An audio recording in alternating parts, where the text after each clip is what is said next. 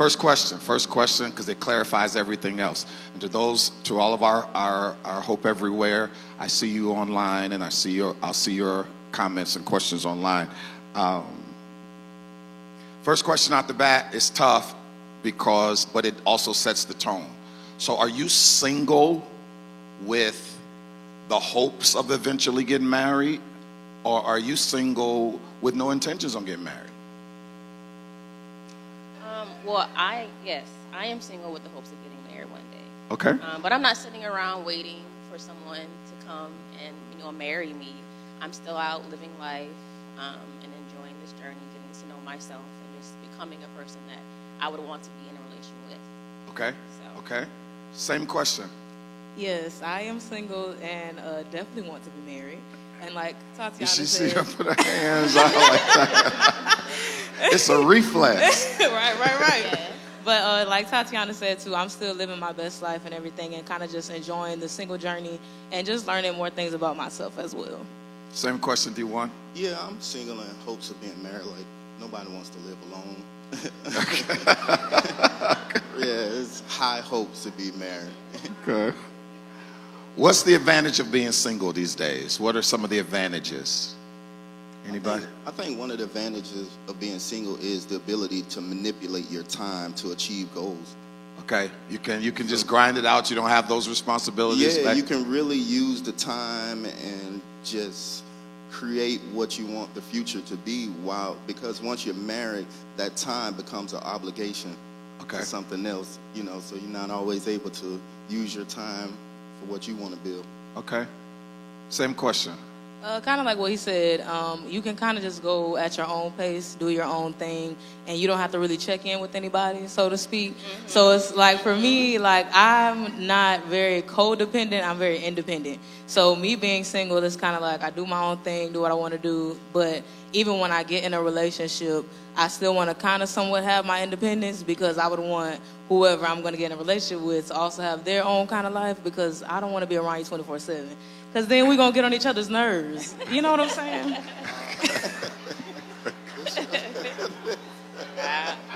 You're not wrong. You're not wrong. You're not Tap, wrong. what are some of the disadvantages of being single?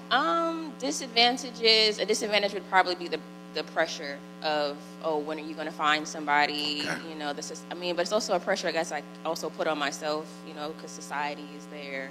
When are you going to find somebody? When are you going to settle down? But I'm on God's time, so I'm not. My singleness has a purpose, and yeah, that's why. So the next question is going to be about dating. What dating is like in these streets, but media, run the video. Run this video. Run this video. We eat together, sleep together, bathe together. We do everything together. We're practically in a relationship. So why haven't you made it official? You want a relationship? It seems like you do too. We're practically in one. Look, I like you. I do. Oh, here we go. But I don't want a relationship. I want a best friend I can sleep with, shop with, build with, travel with, hustle with, make money with, all that. I want a partnership, a partner in crime. Somebody that if I do lose everything, she will still be there. No matter what. Relationships are overrated. But a partnership, I'll take that 100% all the way. All the way. Wow. That was deep. Thank you. Poetic. Believe it. You thought of that all on your own, huh? I did. Mm-hmm. I did. You know what I want? What you want? I don't want a salad. I want lettuce, tomatoes, cucumbers, bell peppers, and Italian dressing. Salads are overrated though. But a shredded vegetable medley in a bowl, yeah, I'll take that all the way, 100%. I see what you did there. You hear how that sounds? It sounds like a great salad. It sounds stupid.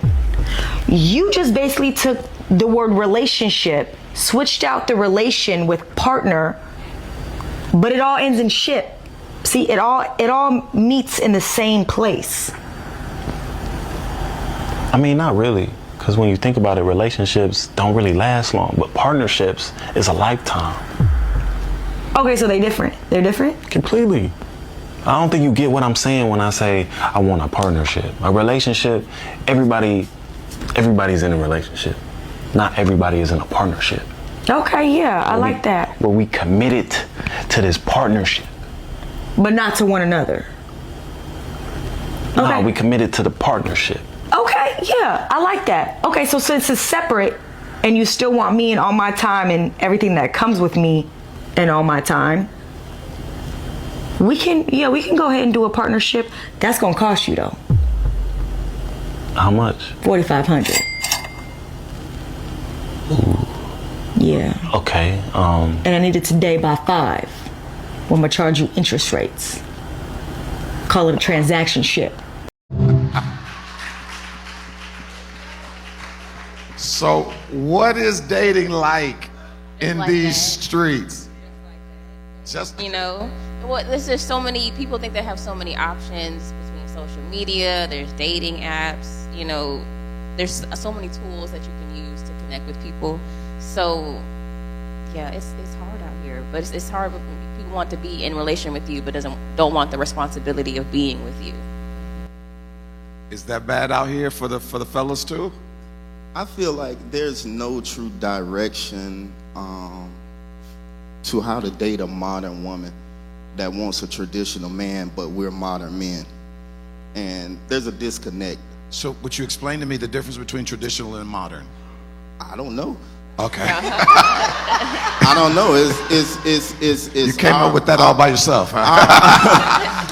Our mothers taught us to be this traditional man, and our fathers taught us to be this Right. traditional man. But nobody ever mentioned to me growing up how to attract a modern woman. I get it. They only taught me how to attract a traditional woman, and obviously nobody wants to be that anymore. So, Hannah? it's a disconnect. So what is the modern woman? The woman that says, I have more value in my business, more value in my education, less value in cooking, cleaning, and staying home.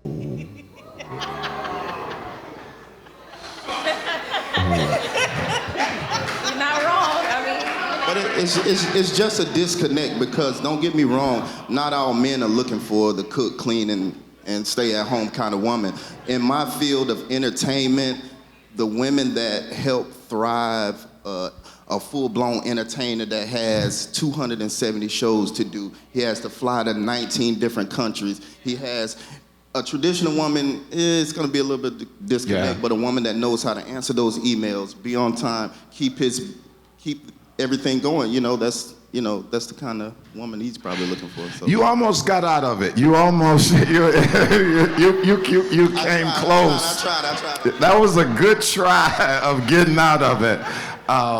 There's this old lady told me this one time. She says, "Son, when you're in a hole, drop the shovel.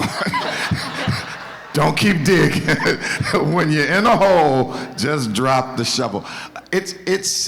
But I hear it's really hard out here because everything is changing and everybody has changed. But to D1's point, it does matter how you were raised.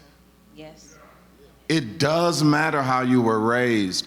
My kids, Destiny and Donovan, say, "Man, we're so glad we were raised the way we were," because they're discovering as they go out into the world, it's like, who raised you?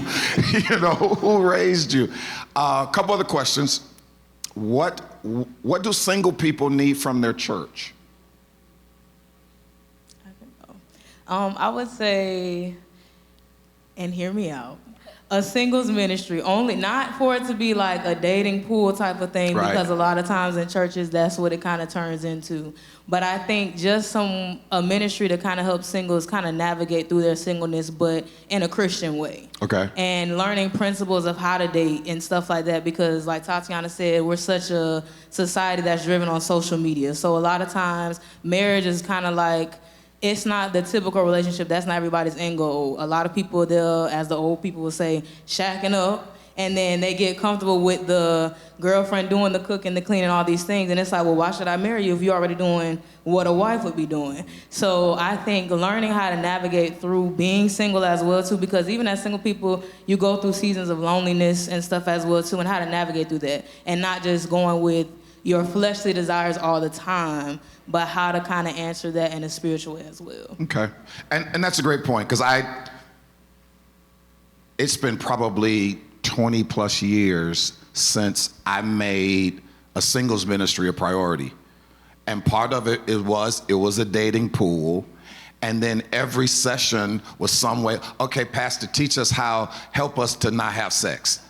That was the whole thing. It was the whole thing was, when am I gonna get married? And until I get married, can you give me what I need to not have? And so I'm like, I don't have time for this. And so I didn't do it. But you bring up a great point on the other needs. What does a single person need from their church?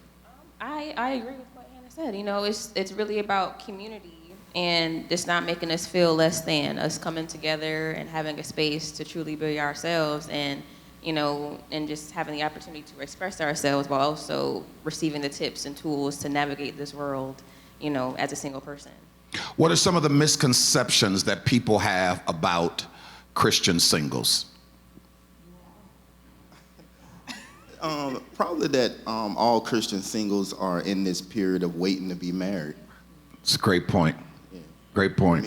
Great point. Or that something must be wrong with us because we're single. Right. No, it's nothing, you know, a delay in a relationship does not mean a deficiency in my character and who I am as a person. You know, singleness is me preparing. I'm in a preparedness season. So, Okay, I love it. And that's true. And one of the things that we as a church have to do as we wrap up is you can't over-elevate marriage. I think in church we've over-elevated marriage, and we make singleness like it's second class. And that ain't cool, because marriage is just a different way of life. It is not a more elevated way of life. And so I think we have to do that. Also, as we wrap up, I think it's important for us because we've got different kinds of singles. So you've got singles never been married. Then you've got singles who are divorced. You got singles who are widowers. All of those are different. All of those are different, and the needs are different. And how you manipulate and manage life becomes different. And a part of that healing, you know, one of the challenges of divorce is that you never planned to be single again. And so you never planned to have to go on another first date. You never planned to have to, you know, bring somebody into your space. That is a challenge. And I would guess that as people who have lost their spouse due to death, that particular challenge is even elevated and escalated exponentially. So I just want us to make sure that we are aware of this is what's going on. Our next section is not next week, but the following week will be on the subject of marriage. But I think it's very, very important that we have these conversations, because you all have heard me say that a lot of our learning doesn't come just through proclamation. It comes through conversation. They've done very well. Let's give God a hand for them.